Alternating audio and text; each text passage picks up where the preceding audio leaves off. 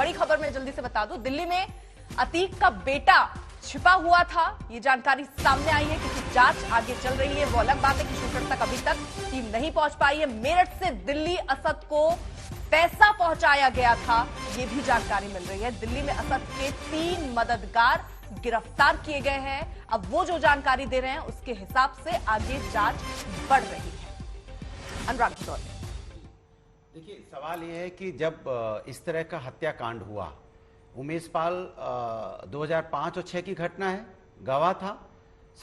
Samajwadi party की सरकार रही 2012 से 17 के बीच में, उसके पहले भी थी। क्या कोई उमेश पाल को छुपाया? और आपकी सरकार आती, भारतीय जनता पार्टी की सरकार आती, दिन दहाड़े उसको गोली बारूद से उड़ा दिया गया। और ये सवाल समाजवादी पार्टी ने विधानसभा में उठाया, विधानसभा के बाहर भी उठाया कि आखिर गवाह की हत्या दिन दहाड़े क्यों हो गई। और फिर आप कहते हो यहाँ पे कानून का राज है। तो आपके समय में यहाँ पे दिन दहाड़े बारूद चली, गोली चली, और सवाल ये उठता है कि भारतीय जनता पार्टी हिफाजत नहीं कर पाई। एक बात। दूसरी बात, एक छोटी सी चीज मुझे थोड़ा सा इसमें बता दीजिए, उमेश पाल हत्याकांड था क्या? किसके मर्डर पे वो गवाह था? भाई राजूपाल के मर्डर पे गवाह था ना। राजूपाल, उसकी हत्या कब हुई थी? ठीक 2005 में 6 में हत्या हुई ना। मैंने आपकी बात मानी, मैंने खुद ही बोल दिया 2005-6 में हत्या हुई। सुन लीजिए, उसका गवाह था। अगर यहाँ जिम्मेदारी इनकी थी, उमेश पाल को कोई छू नहीं पाया, लेकिन जो पूरा केस एक जज जिसकी बात आप कर रहे हैं राजूपाल की, वहां अगर आप रोक देते तो यहाँ तक पूरा मामला नहीं बढ़ता। वही तो कह रहा हूँ तो वहां इसका मतलब अगर आज यूपी की सरकार कुछ नहीं कर पा रही तो समय आपकी सरकार कुछ नहीं कर पा रही। देखिए, ये इनको आप दूसरी बात पूछी जाए तो अपना दल इनके साथ है। अपना दल में ही जो अतीक अहमद चले गए थे और अपना दल से ही चुनाव जीते थे वो। उसके जब ये हत्या हुई है, उसके बाद जब मैं बार बार कह रहा हूं कि जो गवाह को नहीं छू पाई सरकार, हमारी सरकार में कोई बदमाश नहीं कुछ कर पाया, तो भारतीय जनता पार्टी सरकार में ऐसा क्यों होता है कि दिन दहाड़े गोली चल गई? कोई ऐसी घटना बताई दिन दहाड़े जो गोली चली हो। ठीक है, राजूपाल के हत्याकांड में क्या हुआ था? अब राजूपाल के हत्याकांड में भाई जो आपकी नाकामी थी।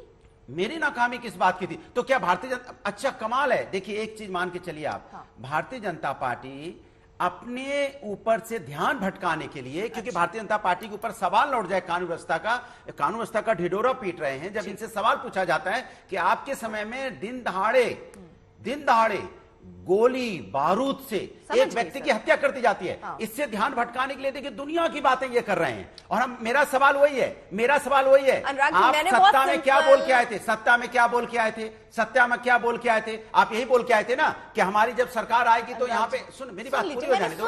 मैंने सुन लिया। कानपुर में माँ बेटी जिंदा नहीं जली, जिंदा जली है, नहीं जली। मैं मुद्दा नहीं भटका रहा हूँ। कानून व्यवस्था की बात कर रहा हूँ कि दिन दहाड़े माँ बेटी जल जाएगी, दिन दहाड़े रोन किया जाएगा। अरे आप बोलना मुश्किल हो गया है तो मैं बोल ही तो रहा हूँ। मैं अरे कानून सवाल पूछिए, मैं जवाब दे रहा हूँ ना। नहीं जवाब दे रहे, पूरा नहीं जवाब हो रहा है। एक सेकंड, बहुत सीधा सा सवाल है, मैं सीधा जवाब दे रहा हूँ। बस एकदम सीधा 2 शब्दों में उसका जवाब मैं चाहती हूँ सर। आपने कहा उमेश पाल हत्याकांड में इनकी नाकामी थी, दिन दहाड़े कैसे हत्याकांड हो जाता है, इनकी कानून व्यवस्था लचर थी।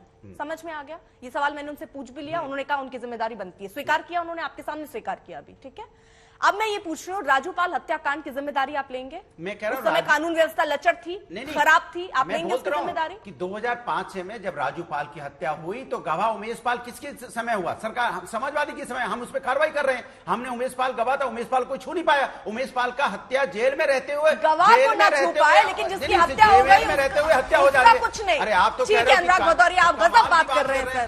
रुकिए एक सेकेंड जरा, मैं एक बड़ी खबर इस वक्त आ रही है। एक सेकेंड अनुराग जी, दिल्ली में दरअसल अतीक का बेटा असद छुपा हुआ है, इस वक्त की बड़ी खबर। अरविंद हमारे साथ हमारे सहयोगी जुड़ चुके अपडेट रहा। अरविंद, देखिए बिल्कुल, जो असद है वो प्रयागराज में हत्याकांड को अंजाम देने के बाद कई उत्तर प्रदेश के कई जिलों को पार करते हुए दिल्ली आ गया था और दिल्ली के अलग अलग ठिकानों में छिपा हुआ था। दिल्ली पुलिस की काउंटर इंटेलिजेंस की टीम ने 3 ऐसे लोगों को गिरफ्तार किया है जिन्होंने असद को दिल्ली में न सिर्फ छिपने में मदद की थी, बाकी लॉजिस्टिक भी मुहैया कराया था।